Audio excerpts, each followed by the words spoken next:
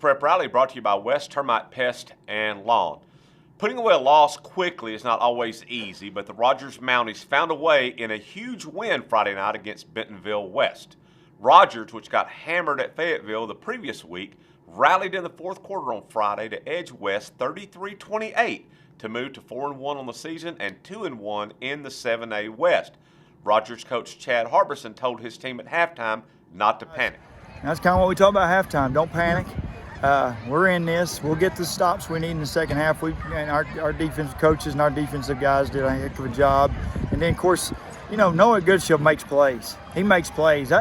The stuff we scored on tonight, a lot of that stuff was him, just getting out of the pocket and making plays. That touchdown run right there, that was him. He wasn't a design pull, but he just sees it and pulls it, and he just made a play. He just is a good player. Now, Mounties quarterback Noah Goodshield was huge for his team Friday night, completing 22 of 30 passes for 337 yards and a touchdown, and he also rushed for a touchdown. Now, when crosstown rivals collide, usually records can be tossed out the window. In the case of Springdale at Crosstown Har-Ber on Friday, they'd prefer to throw their combined 2-8 records coming to the game as far out of the window as possible. But records aside, a packed house at Wildcat Stadium saw a stellar high school football game on Friday night. Har-Ber's Justin Gomez booted a 22-yard field goal as time expired to lift the Wildcats to a 37-36 win in the 15th meeting between the two Springdale schools. Justin Gomez said he was glad to deliver the game winner for the Wildcats. Defensively, but at the end of the day, we all came together, and it came down to that kick, and I'm just so proud that I can have the opportunity to finally, make that happen. Har-Ber coach Chris Wood, who has coached at both schools and is the only coach the Wildcats have ever had, said his team was fortunate to come out with the win.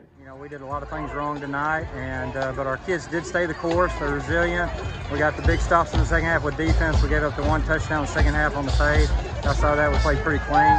Offense made the plays at the end when we needed to. It was good that we had the timeout saved so we could run the ball, try to get ourselves in position, and set up for the field goal. And this is a heck of a high school football game. For Springdale first-year coach Brett Hobbs, he was obviously disappointed with the loss, but said his team played hard from start to finish. I hate it for our kids. They believed all week. They practiced. And they fought as hard as they could for 4 quarters. I couldn't ask much from them. Photos like the one seen in today's show can be seen and purchased on our website at nwaonline.com/photo. So be sure and check those out in the online or digital edition of the Northwest Arkansas Democrat-Gazette. If you'd like to see more photos like these from the award-winning NWADG photographers, they are featured in the digital edition every day for subscribers to the Northwest Arkansas Democrat-Gazette. Now, Fayetteville is on a roll after dismantling winless Fort Smith Southside 47-17 on Friday. The Purple Dogs turned to their special teams and defense to take control of the game. Fayetteville coach Casey Dick praised the play of both of those units following the game. We weren't ready to play, so that's 100% my fault, not anybody else's, and we'll be ready in the future. But those guys came out, executed really well, did a lot of positive things, on defense. But for sure, I thought our defense and special teams kind of kept us in there, and we'll clean it up and get ready to go. Southside coach Kim Dameron said his team has yet to play a complete game this season. Now, Fayetteville's win sets up a huge home game this Friday night against Bentonville, with the winner likely taking the conference title. Bentonville blasted Rogers Heritage 49-14 Friday to move to 5-1 on the season. Now, you can get even more prep sports news with our weekly Prep Rally podcast and the Prep Rally Live on Tape show on the NWADG YouTube channel. So just click the subscribe button to access that content each week along with this show. Now, for the podcast, you can listen each week on SoundCloud, Apple, Google Play, Spotify, and Stitcher. In the 4A1 conference, Shiloh Christian claimed a 42-14 road win against Prairie Grove on Friday. The defending 4A state champion Saints piled up almost 500 yards of offense in the win.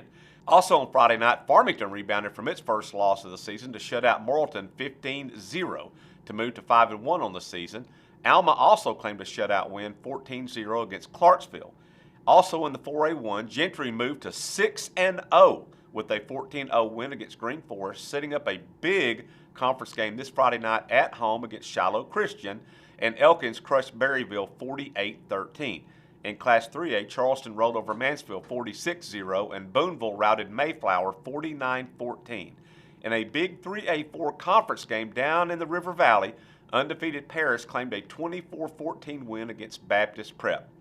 Now this week, besides the big Bentonville at Fayetteville game, there are several other key clashes.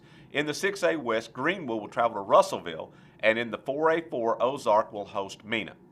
That's it for this week's edition of Prep Rally. We'll be back next week as we recap another exciting week of prep sports from across the region.